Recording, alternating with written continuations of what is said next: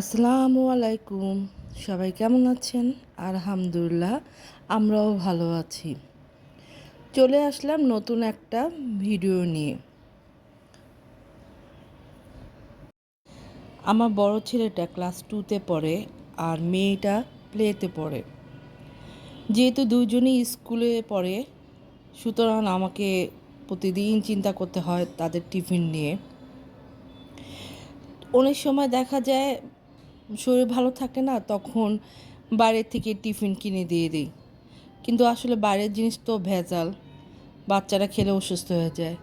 তাই মাঝে মাঝে ঘরের জিনিস বানিয়ে দিই। এই যে আজকে বানাচ্ছি বন। এই বনটা ওরা অনেক পছন্দ করে। মাশাল্লাহ, এবারে বনটা যে তৈরি করলাম খুব ভালো হয়েছে। এর আগে আমি বন তৈরি করেছিলাম, কিন্তু অতটা ভালো হয়নি, অত সুন্দর ফুলেও নি, শক্ত ছিল।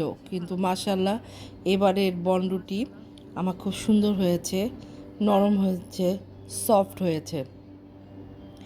এবং ওরা খেয়েও বলেছে মা অনেক মজা হয়েছে। এই বনরুটিগুলো আমি বাচ্চাদের টিফিনে বার্গার বানিয়ে দিই। বড়া সুধা সুধাও দেখি এগুলোই খেয়ে ফেলে, তাদের নাকি অনেক ভালো লাগে। আমার হাজবেন্ডেরও এই বনরুটি খুব পছন্দ, সে সুধাসুধি এই বনরুটিগুলি খেতে পারে। তো দেখুন, এই যে কতগুলি বনরুটি বানিয়েছি। এই যে ওভেনেও আমার কতগুলি বনরুটি হচ্ছে। মোট 16টা বনরুটি আমি করেছি 1 কেজি ময়দায়। আগে আমি চুলায় বনরুটি তৈরি করতাম, কিন্তু চুলাটা অনেক সময় লাগে আর উপরেরটা লাল হতো না। কিন্তু মাশাল্লাহ, ওভেন কেনার পর থেকে ওভেনে বানাচ্ছি, ওভেনে বাসলা খুব ভালোই হয়। এ দেখুন কি সুন্দর হয়েছে, খুব সফটও হয়েছে এবং ফুলেছে। মাশাল্লাহ, অনেক সুন্দর হয়েছে। আমি ভাবতে পারিনি এত সুন্দর হবে এবার। যাক, ভয়ে ভয়ে বানিয়েছিলাম, এই জন্য হয়তো এত সুন্দর হয়েছে।